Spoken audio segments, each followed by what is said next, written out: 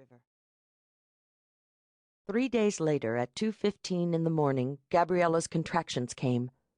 Her little sister Lucia had been assigned to look after her while Marcos was working fire crew. Lucia had just turned 7 and was so serious and responsible, Gabriella wondered where she had come from. She ran to tell their mother. Alicia and Gabriella's mother-in-law Guadalupe packed her into a borrowed donkey cart for the short trip to the river.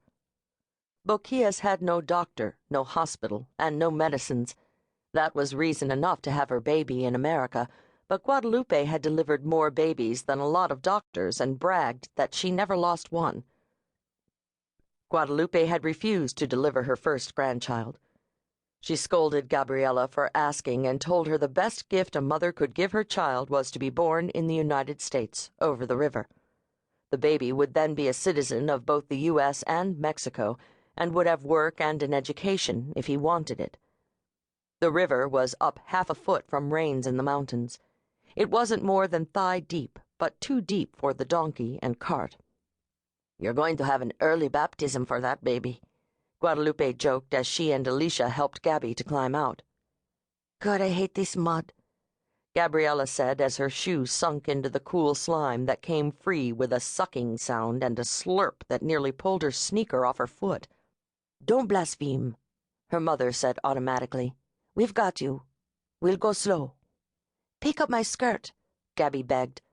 "I don't want to go knocking on doors looking like my water just broke. Lift it out of the water." "It's too deep," her mother said flatly. "Your underpants will show." "I'm not wearing any underpants," Gabby said, and felt a small stab of satisfaction as Alicia began muttering her rosary under her breath.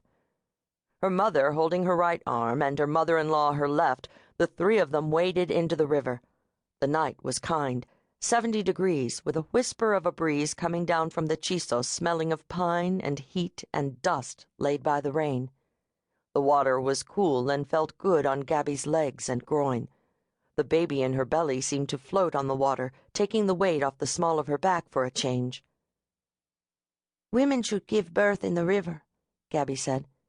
"Women should be pregnant in the river. You can pee any time you want." "Don't you dare pee," Alicia said. "I'm downstream." A braying came out of the darkness on the American side of the Rio Grande. A man with a machine amplifying his voice was shouting at them in Spanish. "Se ha corrido la frontera. The border is closed. Go back.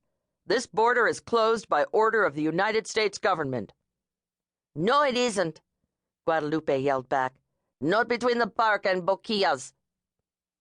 There was no answering bray, and Gabby's mother-in-law urged her forward.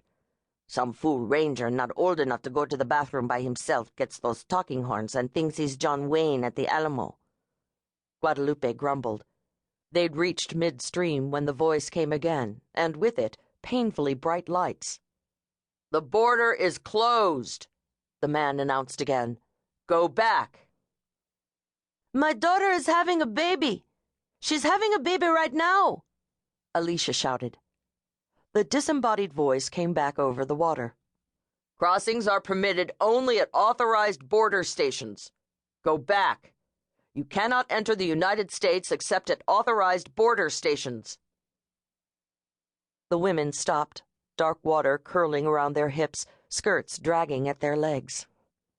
"This man is crazy," Guadalupe said, and shaded her eyes against the lights, trying to see what sort of man waited on the river banks to accost pregnant women and their mothers. "Maybe we should go back," Gabby said. The water, so cool and life-affirming at first, was beginning to chill her. Guadalupe surged forward, Gabby's arm held tightly in her fist. Gabriella tried to turn back, and her belly pushed into Alicia. Alicia lost her footing and fell, dragging Gabby down with her. Gabriella's arm tore free of her mother-in-law's grip, and her sneakered feet slipped from the rocky bottom.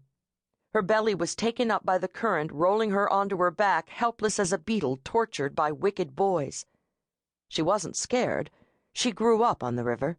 Like most of the village children, she had been in and out of it all of her life. Till the mouth of Boquillas Canyon, the water was smooth. From the dark, she could hear shouting. Her mother and Guadalupe. A man's voice with